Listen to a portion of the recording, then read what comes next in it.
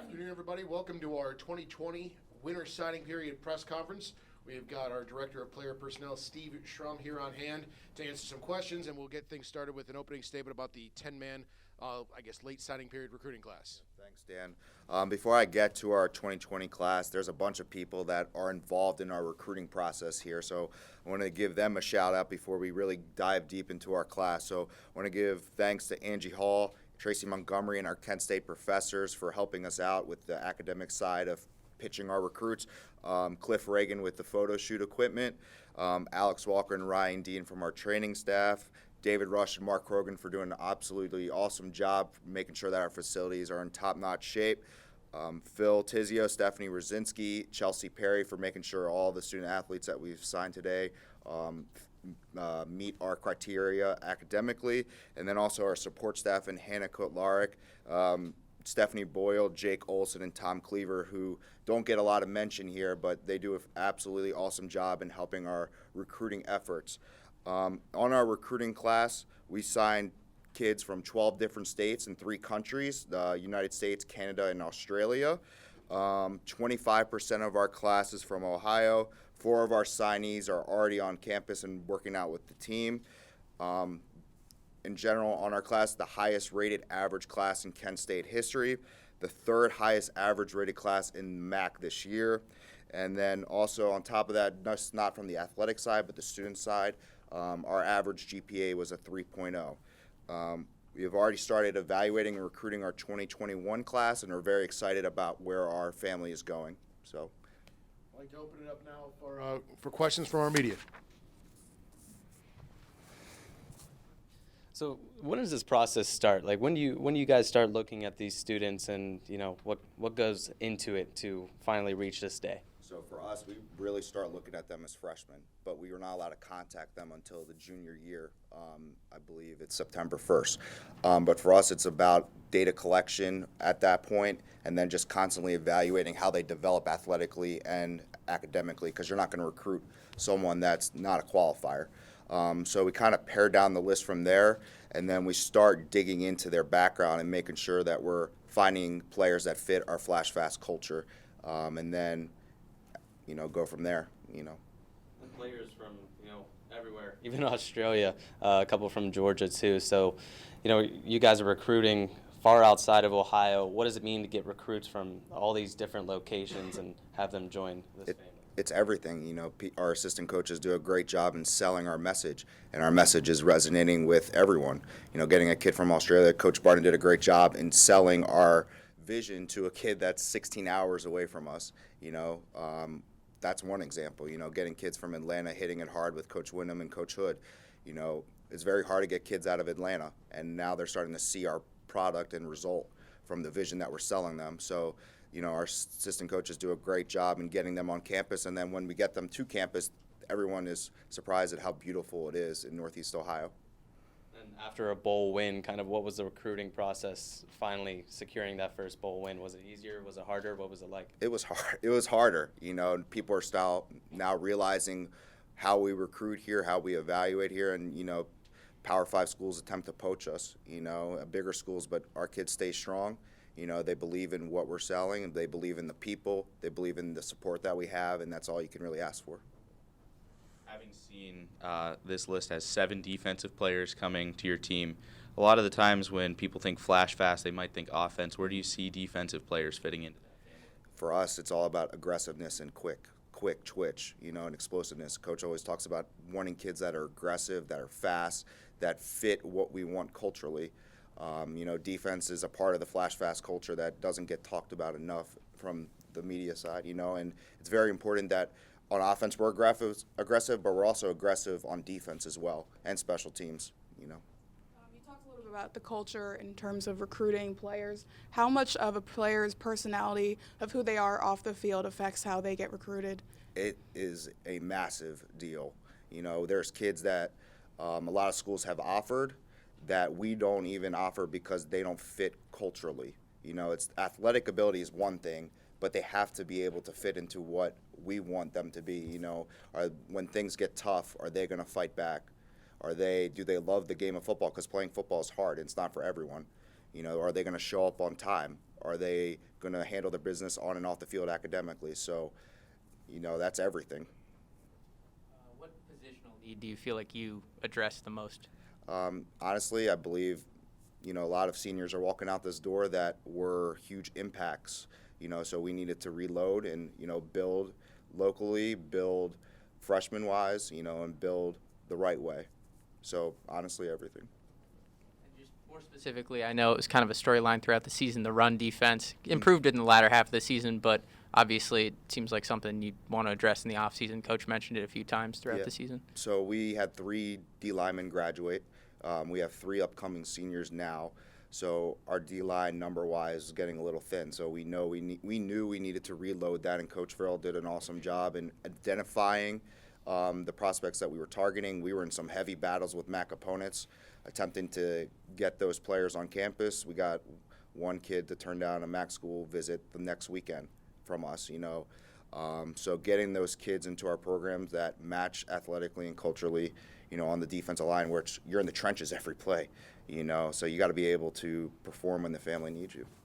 And obviously Derek and Quantrez both left. How do you feel like you've been able to address the holes that they kind of leave? We knew once they left, and they contributed a lot. We wish them the best of luck moving forward. But for us as a family, I believe we got people and prospects that fit, that they can fill the need.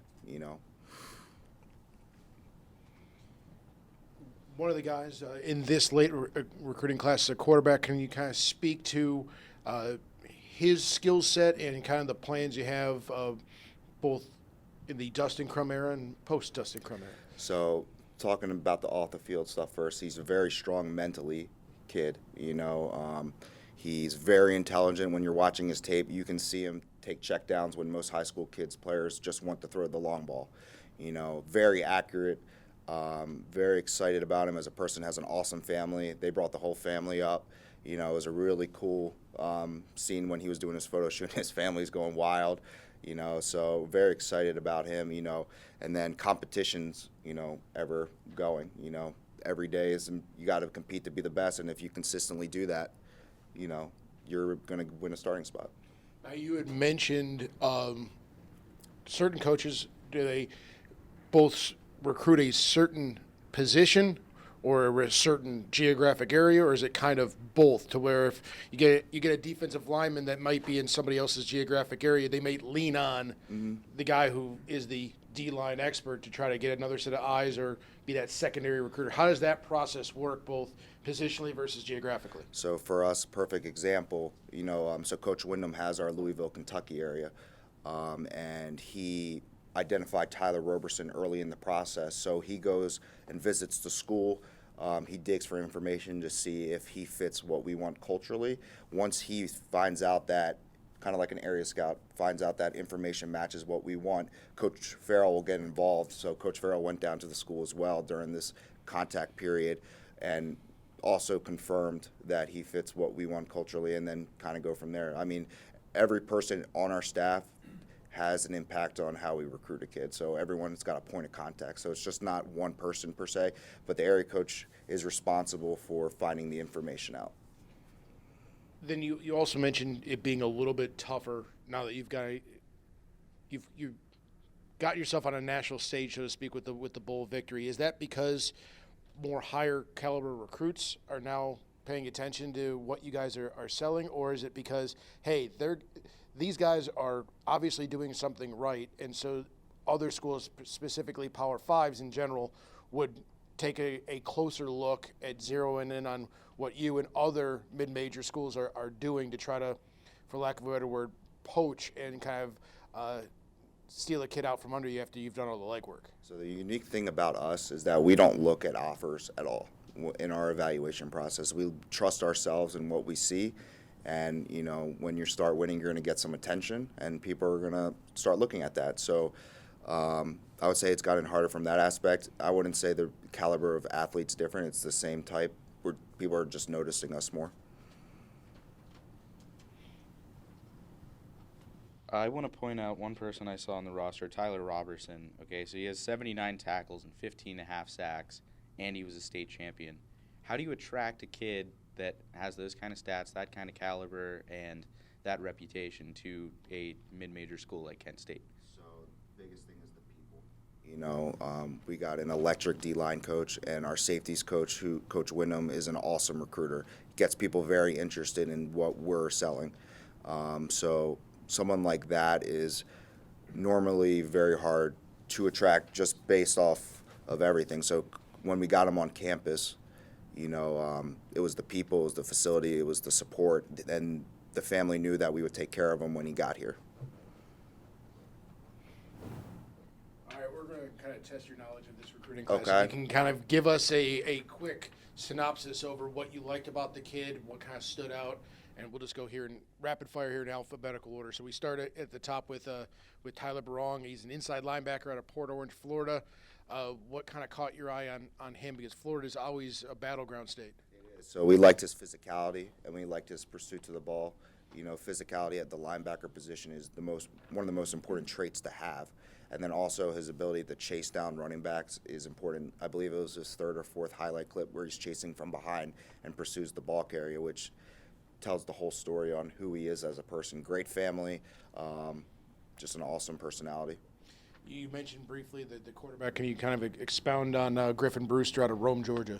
Just takes care of the football, and you got to create completions. And if you can do that, you got a fighting chance to win a football game.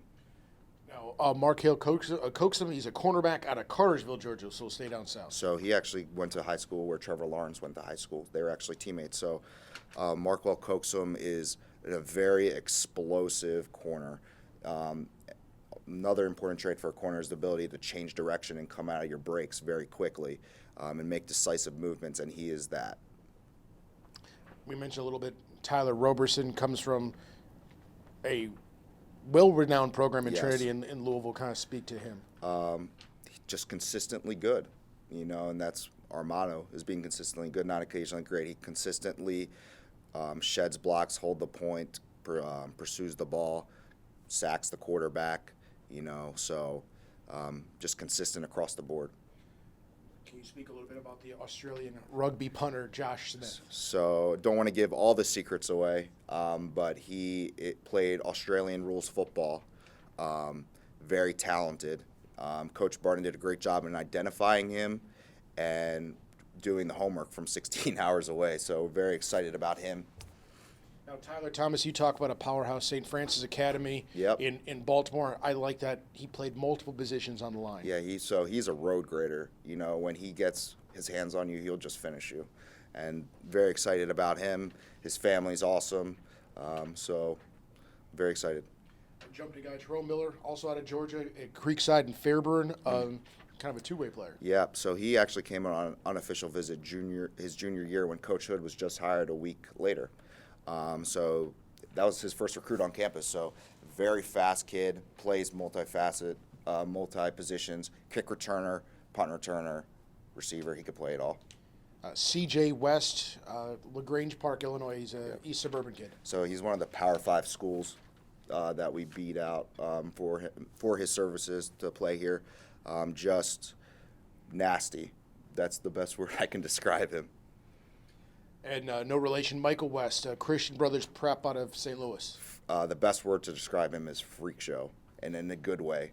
Just freaky athlete, dunks the football. Saw him in camp. Very excited. Now, kind of going back as the class as a whole, taking into account the December class, I believe it's 22 kids. 22. Just talking about 21 right now. Okay. Until we don't want to scoop the kid. Don't want to do that. But can you kind of just overall thoughts on the class as a whole? It needs you addressed. Just speak to the class that we're going to see come this summer camp. You know, the biggest thing is, you know, the potential's there. You know, they just got to work for it, and every day they got to come ready to work. And you know, doesn't matter what they did in high school. It's all about what they do now. So 4 of them obviously already are early enrollees. They'll be available this spring. Spring game is September the 11th over at Dick Stadium. And April, yeah, what did I say? September? Not September 11th. April 11th, September 5th for the season opener at Penn State. So, Steve Schrum, thank you very much for breaking down the class for us. No problem.